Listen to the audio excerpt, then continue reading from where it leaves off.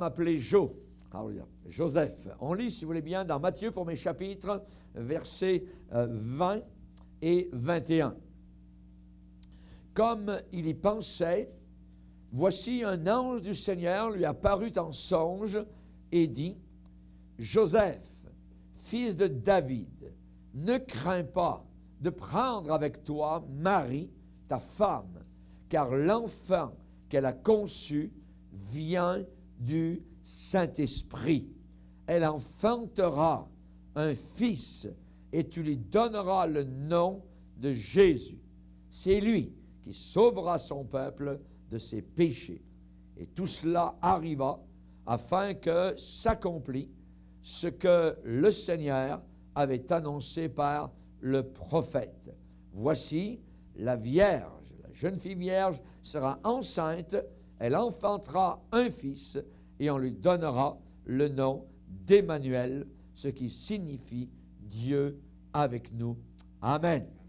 Seigneur, nous voulons te bénir et te remercier pour les moments de louange, les moments de chant, Seigneur, de cantique, alléluia, d'appréciation, de communion fraternelle, Seigneur. Alléluia, nous te remercions qu'au travers de la tempête, Seigneur, la neige qui tombe à l'extérieur, eh bien, tu es là, Seigneur, au milieu de tes enfants pour nous fortifier, pour nous aider, Seigneur. Merci pour ce foyer spirituel, Seigneur, que tu nous as accordé. Nous te prions pour tous les frères et sœurs qui n'ont pas pu venir, pas pu se déplacer, Seigneur, à cause de la tempête. Nous te prions pour chacun d'eux. Te demandons, Seigneur, que leur regard et leur pensée se tournent vers toi et bénis tous nos frères et sœurs qui entendent ce message au travers du monde. Que le nom de Jésus soit glorifié. Amen. Et tout le peuple dit Amen. Gloire à Dieu. Vous pouvez vous asseoir, frères et sœurs. Alléluia. Gloire à Dieu. Vous savez, dans les églises, dans le temps de Noël, parfois, les enfants jouent des petites pièces. Alléluia. Et il y avait justement une pièce de Noël donc, qui était jouée dans une église. Et donc, elle avait été répétée soigneusement. Et finalement, le jour arrive où c'est le temps de la présentation, donc le programme de Noël. Et elle a été magnifiquement présentée. À la fin, à la toute fin, voyez, du programme de Noël, pendant qu'il y avait le repas donc fraternel, le pasteur est allé voir celui qui dirigeait cette pièce donc qui rappelait spécialement donc les événements de Noël. Et le pasteur est allé voir celui qui dirigeait les enfants et lui a posé la question, et pourquoi il n'y avait pas Joseph dans cette pièce? Vous avez oublié donc de jouer le rôle de Joseph, voyez. Et c'est seulement à ce moment-là que celui qui dirigeait les enfants s'est rendu compte effectivement que Joseph n'était pas là, qu'il n'y avait personne, il n'y avait pas d'enfant qui jouait le rôle de Joseph. Et spécialement, donc, jusqu'à ce que le pasteur en parle, on n'avait pu se passer de Joseph. Dans la pièce, il semble que Joseph était, on n'a presque pas besoin, toute la pièce était bien passée sans Joseph. Voyez, Joseph ne semblait pas du tout manquer. Je pense que Joseph, c'est un peu comme cela, sa vie. Il semble que c'est l'homme le plus ordinaire qui ait vécu sur terre. Un homme très ordinaire. Vous n'auriez pas regardé 2 fois cet homme-là en passant sur la rue. Vous voyez, il ne vous aurait pas du tout impressionné. Vous ne seriez pas retourné pour regarder la hauteur, la largeur de ses épaules, ainsi de suite. C'était quelqu'un d'effacé totalement. Vous voyez, Joseph n'a pas écrit rien du tout. Aucun grand livre. Joseph n'a pas bâti de merveilleuses églises. Non, rien du tout de tout cela. Voyez, aucune idée à quoi il ressemblait. On ne sait pas du tout. C'était juste un homme ordinaire. Le commun du peuple, voyez, était littéralement englobé dans sa personnalité. Comme dans la Bible, Dieu se sert de personnes très ordinaires. Il y eut un homme envoyé de Dieu. Son nom était Jean. Alors, rappelez-vous, il y eut un homme. Ça ne dit pas il y eut un surhomme envoyé de Dieu. Non. Il y eut un homme. Jacques va nous dire, Élie était un homme de la même nature que nous. Et Joseph, ce matin dont on parle, était un homme donc très, très simple. C'était un charpentier de métier, voyez. Il vivait dans la vieille ville, donc de Nazareth, et on nous dit que la plupart des gens à l'époque vivaient dans des petites maisons, mais aussi dans des grottes, voyez, des sortes de gens qui vivaient dans des sortes de grottes dans ce coin-là. Et on ne peut pas dire qu'au moment où le récit parle de lui, dans Matthieu, le premier chapitre, c'était plus un petit coq de jeunesse, voyez, il avait, on pense, déjà un âge non plus très jeune, et il n'avait jamais été marié. Jamais été marié, voyez, peut-être qu'il était timide, peut-être qu'il était réservé. Un jour, il a rencontré une belle jeune fille dans la région de Nazareth. Son cœur s'est enflammé pour elle, voyez, et finalement, de fil en aiguille, ils sont devenus fiancés. Fiancés en Israël, c'était très important. C'était un lien. C'était presque comme le mariage. Et pour sortir de là, c'était par une lettre de divorce. Le fiançailles en Israël, pas comme aujourd'hui, c'est quelque chose de très officiel. Voyez, ça veut dire la jeune fille était promise, ça serait elle qui dans quelque temps allait passer par la cérémonie de mariage. Voyez, donc voilà qu'ils sont fiancés. Marie, si belle, une belle jeune fille, et c'est la seule bonne chose peut-être qui avait pu arriver à Joseph dans toute sa vie. Tellement heureux! Tellement heureux, ça ne serait pas long avant qu'il y ait une cérémonie de mariage, cérémonie évidemment très simple, dans la simplicité, qui les unisse comme mari et femme. Joseph était si heureux, Joseph était si fier, alléluia. Il l'aimait, elle l'aimait, il s'était promis fidélité, qu'il serait gardé pur jusqu'au mariage. Les choses allaient comme sur des roulettes. C'était formidable, voyez. Il ne pouvait pas comprendre un si grand bonheur. Il était tellement reconnaissant envers El Elohim, le Dieu d'Israël. Il était reconnaissant. Hallelujah. Merci Seigneur. Elle était si pure. Elle était si aimable. Elle avait un si beau sourire. Qu'elle était belle à ses yeux. C'était la plus belle à ses yeux. Puis un jour, le poids du monde entier est venu le frapper comme un bulldozer qui écrase, littéralement. Tout a changé en quelques instants. Un jour, Marie est venue le rencontrer, peut-être à l'échoppe, au travail, à la fin de la journée, je ne sais pas, et lui a dit, « Joseph, je suis enceinte. » C'est comme si on avait frappé avec un 4x4 derrière la tête. Quelque chose de... Je suis enceinte. Je suis enceinte. C'est comme si on l'avait frappé, littéralement écrasé, écrabouillé avec une grosse planche. Des milliers de pensées ont dû soudainement venir à son esprit. Et là, il a dû y repenser plus tard, des jours plus tard, à la shop, à la boutique, en sortant, en entrant, avant de dormir, en se levant. Qu'est-ce qui arrive? Je pensais qu'elle serait fidèle. Elle ne l'est pas.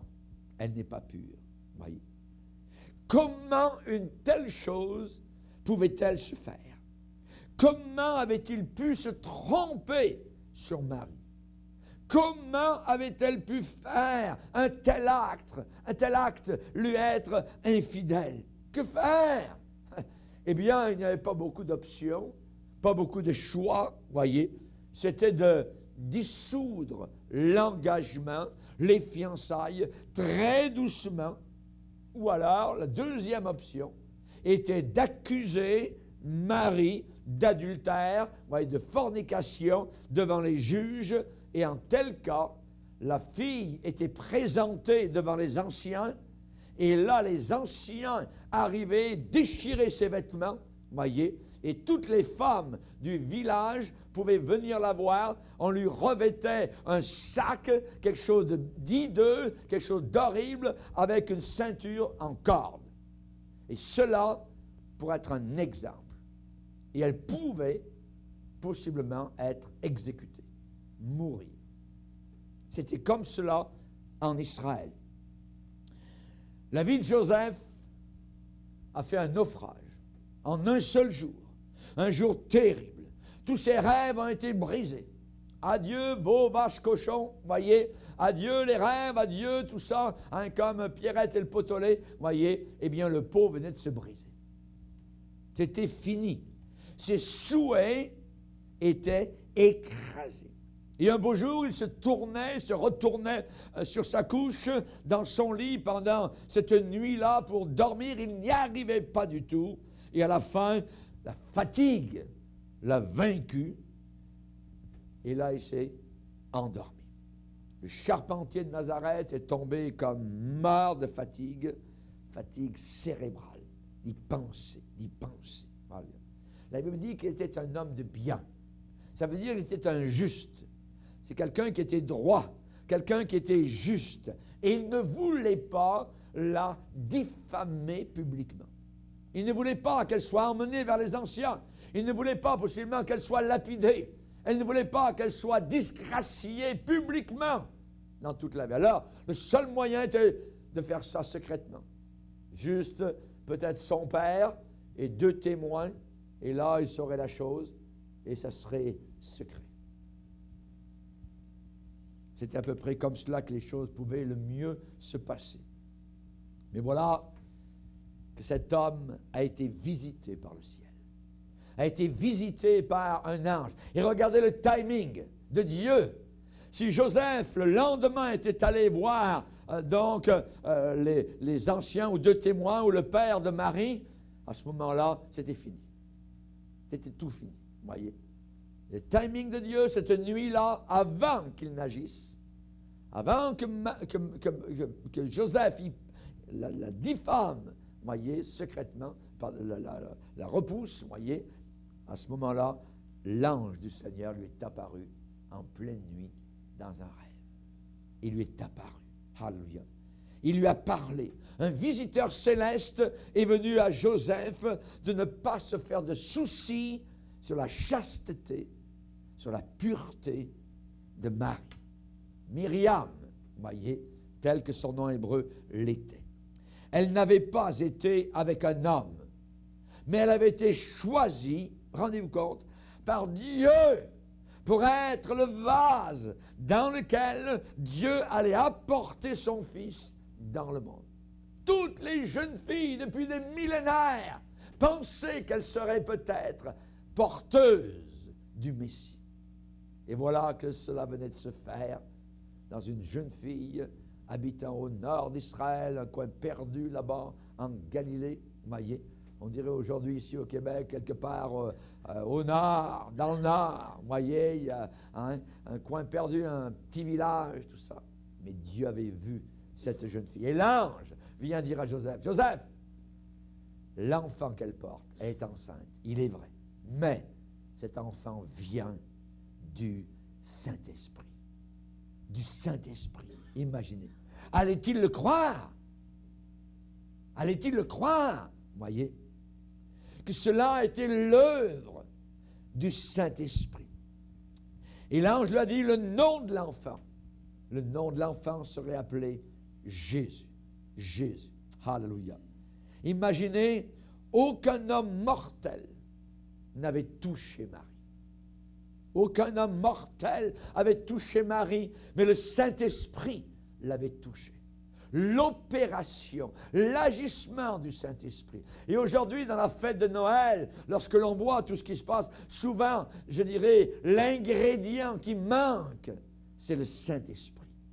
Le Saint-Esprit, Dieu, le Saint-Esprit, a été à l'œuvre On parle de Marie, on parle des bergers, on parle de l'hôtelier, on parle de Siméon, on parle de Anne, on parle de beaucoup de monde autour de la naissance de Jésus. Souvent on oublie le Saint-Esprit, le promoteur, celui qui a agi dans le cœur de Marie pour que l'œuvre du Père s'accomplisse et que le Fils naisse sur la terre. Alléluia! Que Dieu soit glorifié. Un homme de bien, un homme droit, Joseph. Il ne s'était pas trompé. Non, Joseph, tu ne t'es pas trompé. Alléluia! Loin d'être disgracié, toi-même, tu as été choisi, tu as été honoré de Dieu pour que le Sauveur du monde soit élevé dans ton foyer. Alléluia! Merci Seigneur. Que de fois nous avons pensé c'est une mauvaise nouvelle. Que de fois le bulldozer est venu, on a semblé être écrasé, on a semblé que tout était fini. Et soudain, Dieu a changé la situation, a tourné les choses pour que le plan de Dieu s'accomplisse. Nos pensées virevoltaient, allaient d'un côté et d'autre. Qu'est-ce qui va arriver, c'est sûr. Mais voilà que Dieu est arrivé, a dit non, non, mon plan est en train de s'accomplir. Mon œuvre est en train de se faire. C'est le Saint-Esprit qui agit. C'est l'œuvre de Dieu. Ce n'est pas les hommes qui sont en contrôle. C'est le Seigneur qui agit. Et sa manière n'est pas la nôtre, car mes pensées ne sont pas vos pensées. Autant mes pensées sont élevées au-dessus des cieux, autant mes voix sont élevées au-dessus des vôtres. Alléluia. Il est Dieu. Il est le grand sauveur. Alléluia. C'est lui, cet enfant qui est là. Alléluia. Le souffle de Dieu qui a agi dans le sein de Marie. C'est lui qui sauvera son peuple de ses péchés. Et pour souligner ce que l'ange était en train de dire, cet ange a rappelé au pieux Joseph les paroles du prophète Ésaïe. Et le prophète Ésaïe avait déclaré dans Ésaïe chapitre 7, de cela 700 ans ou 800 ans auparavant, c'est pourquoi le Seigneur lui-même vous donnera un signe. Et quand il y a le mot signe dans la Bible, ça veut dire miracle. Ça veut dire Dieu vous donnera un signe miraculeux. Quel sera ce signe?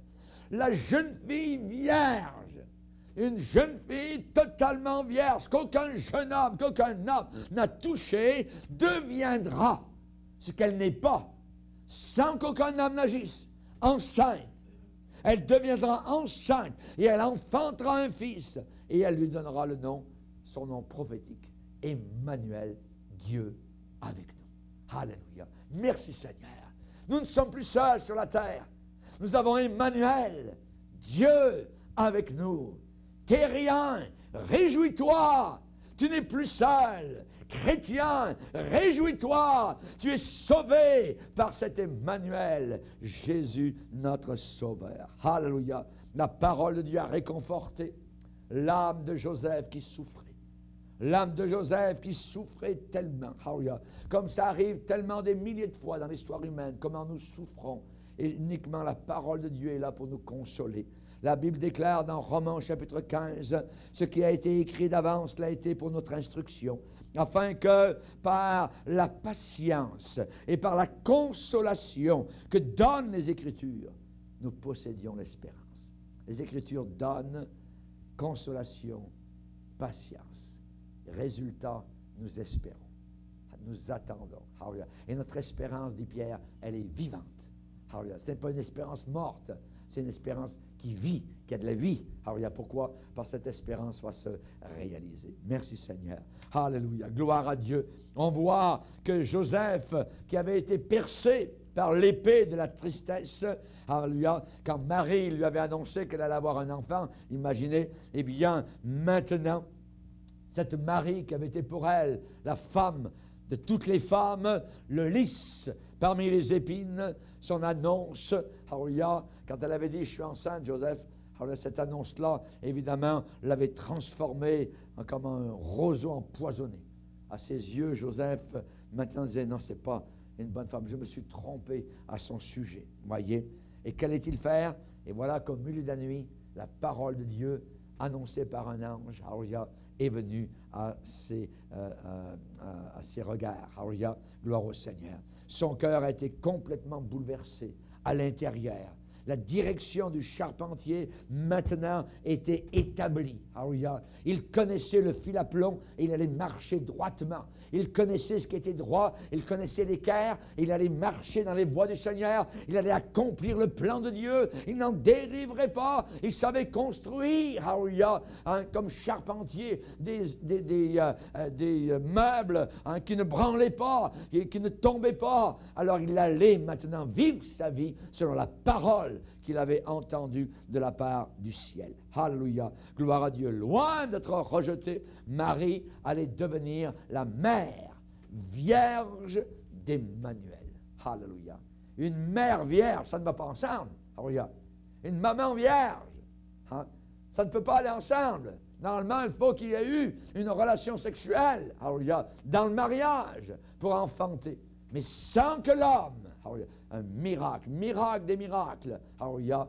Et c'est bon dans le temps de Noël d'en parler, parce que souvent on n'en parle pas, alléluia, suffisamment. C'est bon de se rappeler comment c'est arrivé, comment les choses se sont passées. Et Matthieu prend plusieurs versets. Uniquement Matthieu parle de cela par rapport à Joseph. Alléluia. Uniquement Matthieu nous parle de cela. Pourquoi? Parce que plus tard, beaucoup de Juifs et beaucoup de païens, beaucoup de goïms allaient dire, ah, voyons donc, c'est impossible qu'une jeune fille devienne enceinte sans qu'il n'y ait pas de relation sexuelle. Voyez? Dans le monde dans lequel ils vivaient, qui était rempli d'impureté, de saleté comme nous aujourd'hui, les gens allaient sourire, les gens allaient se moquer. Eh bien, Matthieu a écrit comment la venue du Sauveur s'est passée sur cette terre. Alléluia. Merci Seigneur. On voit que, évidemment, avec cette attitude, Joseph a quitté les annales des hommes ordinaires pour passer au niveau de héros de la foi. Joseph, cet homme ordinaire et inconnu, est un héros de la foi. Il a cru ce qui lui était annoncé. Il lui fallait beaucoup de foi. Voyez, il a cru. Alléluia. Qu'est-ce qui l'a élevé à un rang si élevé du plateau si bas où il se trouvait? Voyez, eh bien, les mêmes choses qui font que des hommes ordinaires deviennent des hommes grands aux yeux de Dieu. Trois choses qui font que des hommes ordinaires deviennent des hommes très élevés aux yeux du Seigneur.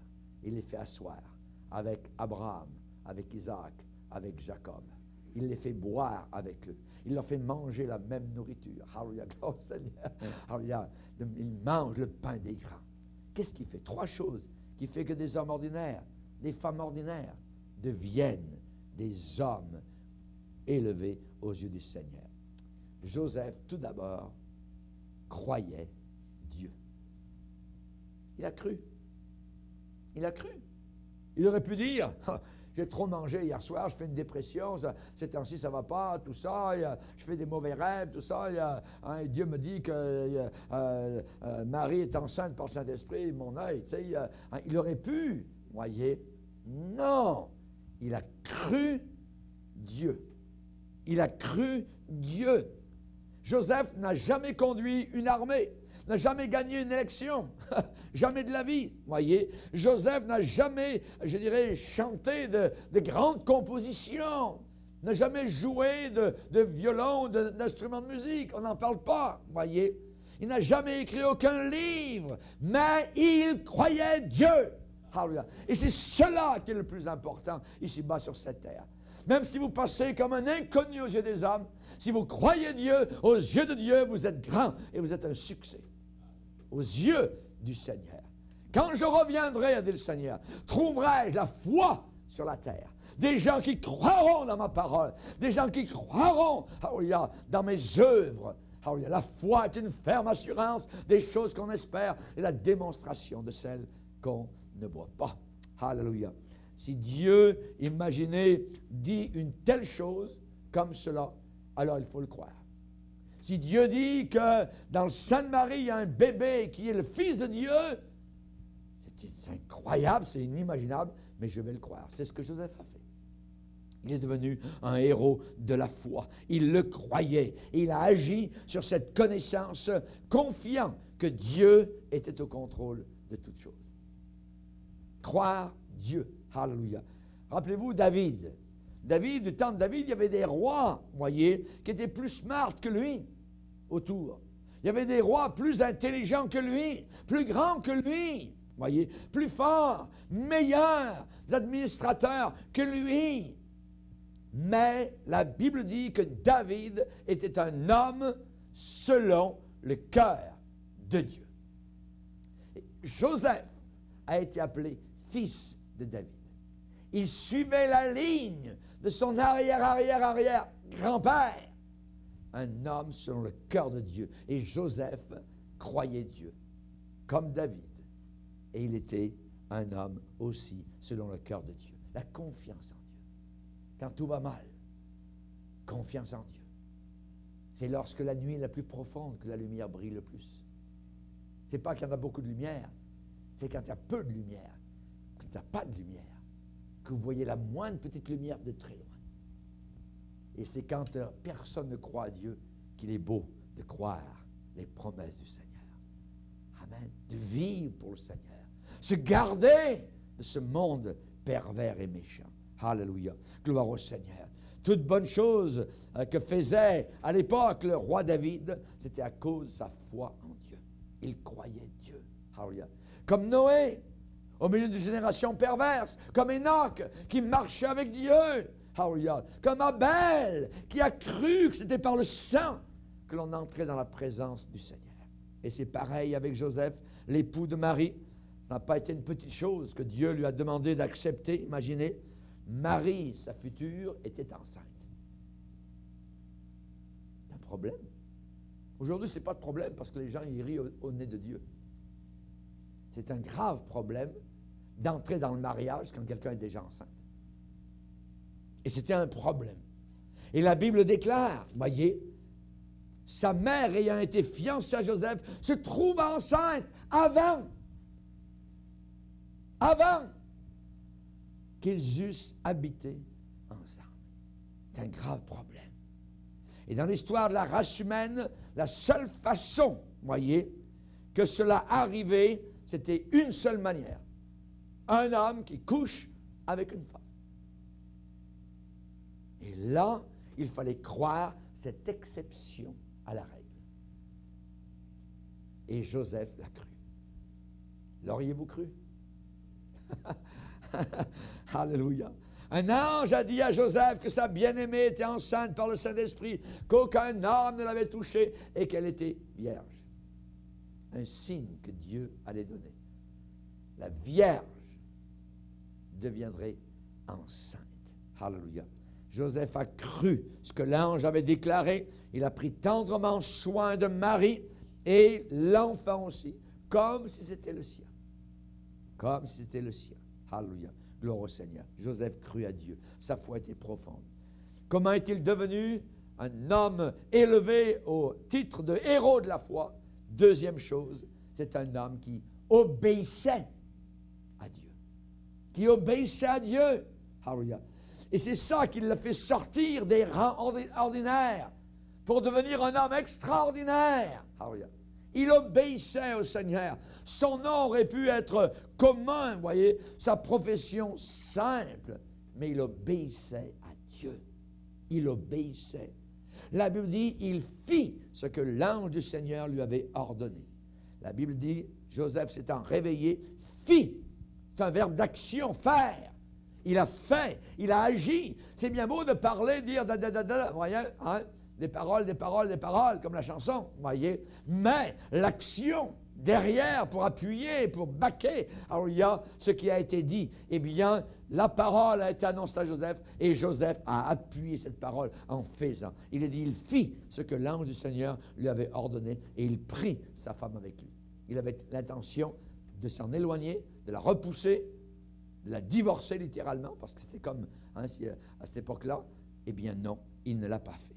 Vous voyez, il ne l'a pas fait. Il prit sa femme avec lui. Donc, il a obéi. Et la Bible nous dit, alors, il y a ce qu'on demande d'un chrétien, d'un intendant des choses du Seigneur. Hein?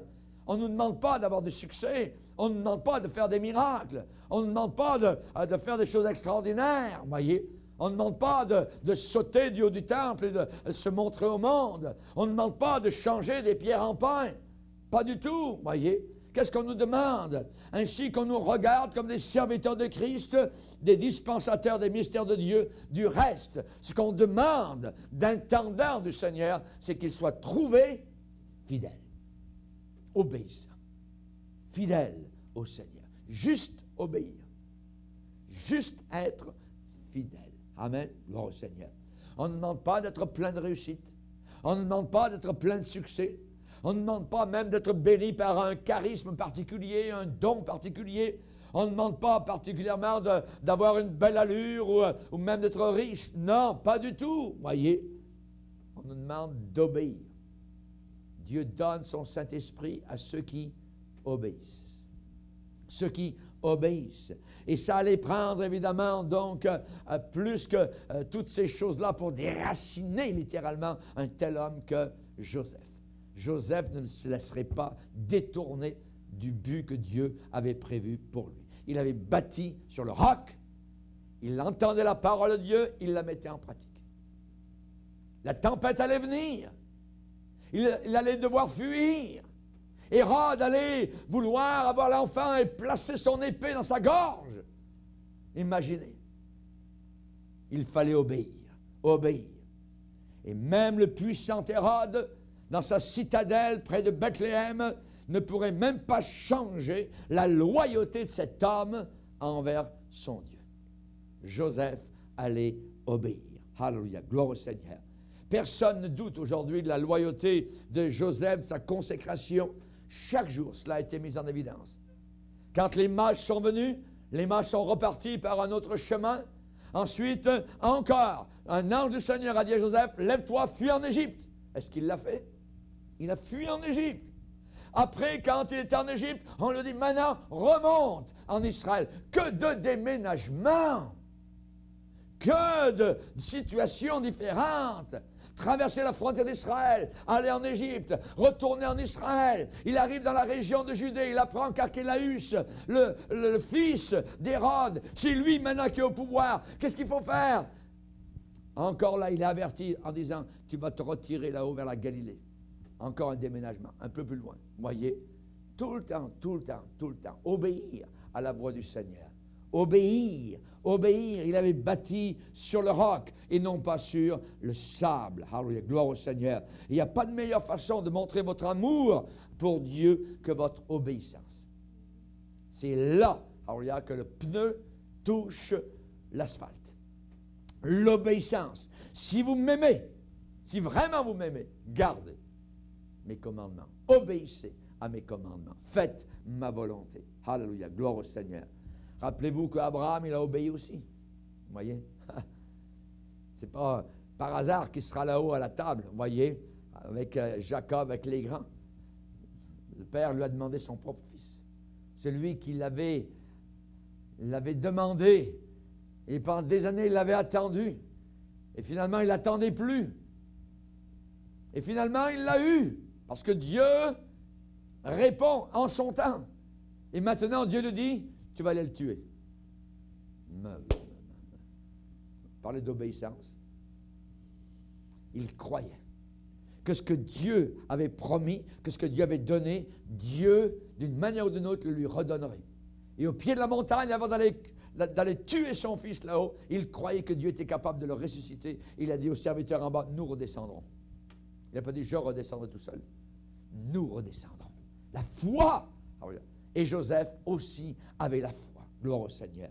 Et je crois que la vertu qui marque la différence entre l'ordinaire et l'extraordinaire, c'est l'obéissance. Dieu prend plaisir non pas au sacrifice, mais à l'obéissance. Car la désobéissance est aussi pire qu'adorer les démons. Pas moi qui le dis, c'est la Bible qui dit dans Samuel chapitre 15. La désobéissance est aussi pire que l'occultisme. Et le troisième élément qui fait que Joseph était un homme qui est devenu extraordinaire. Non seulement Joseph était un homme qui croyait ce que Dieu lui disait, non seulement Joseph était un homme qui obéissait à ce que Dieu lui disait, mais Joseph, troisièmement, était un homme qui priait Dieu, qui priait le Seigneur, alléluia, Quand il a appris la condition de Marie, sa condition, qu'est-ce que vous pensez qu'il a fait? Quand Marie lui a dit, je suis enceinte, c'est un homme de prière. Il s'est mis sur ses genoux. La Bible dit que c'est un homme droit, un homme juste, un homme de bien. Les hommes de bien, ici-bas sur cette terre, sont des hommes et des femmes qui prient, qui plient les genoux devant le Père Céleste. Quand ça va mal, quand ça va bien, ils sont devant le Seigneur. Un homme de prière. Alléluia. Chers amis, êtes-vous fatigués d'être ordinaire? Êtes-vous fatigués d'être défaits, vaincus peut-être, voyez, par les mêmes faiblesses? Fois après fois, année après année. Peut-être il y a des péchés qui empoisonnent votre vie. Êtes-vous peut-être un ancien coureur? Il ne faut pas être un ancien coureur. Il faut être un coureur aujourd'hui. Amen. Il faut courir. Alléluia. Vous courriez bien, a dit Paul aux Galates. Qui vous a arrêté? Cette influence ne vient pas de celui qui vous a appelé. Le diable voudrait nous arrêter. Personne ne peut dire ce qui serait arrivé dans la vie de Joseph si ce n'était pas tourné vers Dieu dans la prière. Il a prié Dieu. J'imagine qu'avant de s'endormir sur son oreiller, le soir, alors qu'il pensait à sa belle Marie qui l'avait trompé, ce qu'il pensait, il priait Dieu. Seigneur, qu'est-ce qu'il faut que je fasse? Que faut-il que je fasse? C'est su et connu que le mariage va avoir lieu, mais voilà, elle est allée avec quelqu'un d'autre. Il priait, il priait, il priait. Prie mon frère, prie ma soeur. Et si la réponse tarde, continue à prier. Ne lâche pas, n'abandonne pas ta vie de prière. La prière est la plus grande force stabilisatrice dans les tempêtes de la vie aujourd'hui. La prière amènera la paix. En toute chose, faites connaître vos besoins à Dieu par des prières, des supplications. Et n'oubliez pas l'action de grâce, les remerciements, parce que Dieu va répondre. Dieu va répondre. Alléluia. Et la paix de Dieu qui surpasse toute intelligence gardera vos cœurs et vos pensées en Jésus-Christ. Alléluia. Vos pensées, comme il y pensait. Alléluia. Alléluia. Merci Seigneur. Gloire au Seigneur. Cet homme priait et Dieu lui a parlé en réponse directe. Gloire au Seigneur. Alléluia. Il y a des enfants aujourd'hui qui n'ont jamais vu leur père prier. Ça, c'est terrible. Ils n'ont jamais vu leur père en train de prier. Il y a des épouses qui n'ont jamais vu, alléluia, spécialement leur mari sur leurs genoux en train de supplier Dieu. Et ça, c'est un manque terrible. Pour beaucoup, la prière vient en dernier ressort plutôt que le premier choix. Et pourtant, nous avons une ligne téléphonique, alléluia, dans le numéro Jérémie 33.3. Alléluia, gloire au Seigneur. Invoque-moi au jour de la détresse, je te répondrai et tu me glorifieras. Je te répondrai et tu me glorifieras. Alléluia, gloire au Seigneur. Il y avait un homme qui était très malade dans une église un jour et les chrétiens, on leur a demandé, ils ont été sollicités de prier pour lui et quelqu'un a posé la question en disant « My, est-ce qu'il est vraiment en aussi mauvais état que ça? Est-ce qu'il est vraiment en si mauvais état que ça? Qu'il faut que, c'est le dernier recours, il faut prier pour lui, tous. Vous voyez? Comme ce n'est pas normal de prier. Ça devrait être une chose normale, vous voyez, de prier toujours pour les frères et sœurs, quand ils vont bien, quand ils vont mal. Amen. Mais là, dans cette église, on n'a jamais prié pour lui. Il va donc bien mal pour qu'on puisse prier. Non, il ne faut pas qu'il en soit ainsi. Amen. Nous devons prier les uns pour les autres régulièrement. Alléluia. Gloire au Seigneur.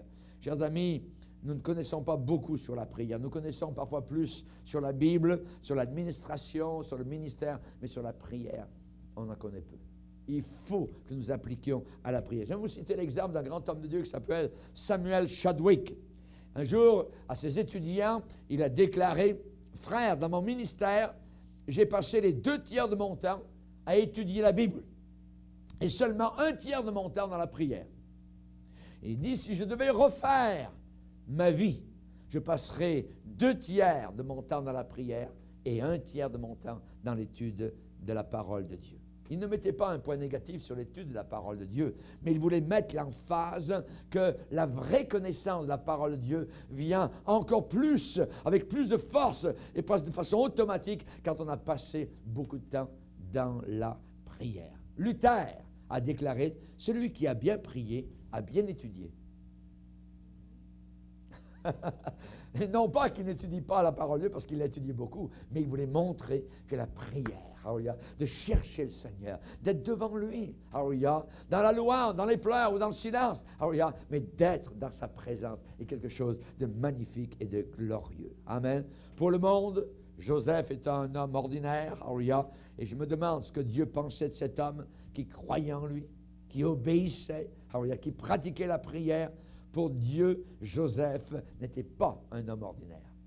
Aux yeux du monde, un homme ordinaire. Aux yeux de Dieu, un homme extraordinaire. Et le Saint-Esprit a placé son nom en lettres de feu directement sur la première page du Nouveau Testament pour qu'on puisse se rappeler que nous pouvons être comme lui aussi. Alléluia. Quand il y a des bulldozers qui vous écrasent, priez. Quand vous n'arrivez pas à dormir, priez. Quand vous pleurez, priez. Quand vous êtes fatigué, priez. Quand vous êtes malade, priez. Quand vos amis vous abandonnent, priez. Alléluia. Priez, priez. Alléluia. Et le Seigneur répondra. Alléluia. Il va envoyer un ange s'il le faut. Josué a prié, Dieu a arrêté la planète Terre de tourner.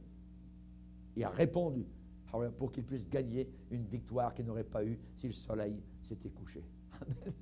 Notre Dieu est tout-puissant. Invoquez-le. Il règne. Alléluia. Dans le 3e ciel, dans le 2e ciel et dans le 1er ciel et sur la terre. Baissons nos têtes et prions. Alléluia. Alléluia. Jésus. Oh Seigneur, merci pour l'exemple de Joseph. Seulement la grandeur de ton jugement va révéler un jour, Seigneur, combien Joseph est un héros de la foi, Seigneur. Cet homme à qui on donne si peu d'attention. Cet homme dont on peut se passer dans les pièces de Noël, Seigneur, avec nos enfants. Mais Seigneur, nous te bénissons d'avoir placé son exemple dans les saints écrits. Nous ne pouvons pas nous passer de lui, Seigneur. Alléluia, c'est un frère merveilleux qui a cru l'impossible. Merci, Seigneur. Aide-nous à croire, Seigneur. Alléluia. Oh mon Dieu, merci, Seigneur. Nous ne sommes pas des étoiles sportives, Seigneur. Nous n'avons pas beaucoup de succès dans ce monde, Seigneur. Nous essayons de pourvoir à nos familles, Seigneur. Nous sommes un foyer moyen, une famille moyenne. Seigneur, notre voiture a peut-être plus de 3 ans. Alléluia, le monde nous appelle médiocres. Nous sommes perdus pour ce monde. Nous sommes moyens, nous sommes très ordinaires. Mais Seigneur, qu'est-ce que tu penses de nous ce matin? Alléluia. Si nous croyons en toi, si tes paroles sont oui et amen, alors nous sommes extraordinaires. Alléluia. Si nous agissons fidèlement sur ta parole, Seigneur, si nous obéissons à ce que tu nous dis, Seigneur. Alléluia. Merci, Seigneur, de la joie que nous avons à te faire confiance, car tu as dit qu'à la fin des temps, les jours seraient difficiles, seraient diaboliques, et nous voulons encore lever la bannière de la croix. Nous voulons encore, Seigneur, lever, alléluia, la lumière, la montrer sur la haute montagne, non pas la laisser sur le boisseau. Alléluia. Seigneur, aide-nous à nous garder sur nos genoux. Alléluia, que nos genoux soient calleux, que nos genoux soient souvent pliés devant toi, Seigneur. Garde-nous fidèles à la prière. Alléluia. Merci Seigneur. Merci Seigneur. Alléluia. Ceux qui étaient autour de Joseph ne savaient pas ce qui était en train d'arriver, mais Marie, sa femme, le savait. Alléluia. Et Joseph qui élevait le jeune homme Jésus le savait. Son nom était Emmanuel, Dieu avec nous. Aide-nous, Seigneur, à être aux affaires de notre Père dans ces temps ténébreux de la fin. Au nom du Seigneur Jésus. Amen. Et tout le peuple dit Amen. Alléluia.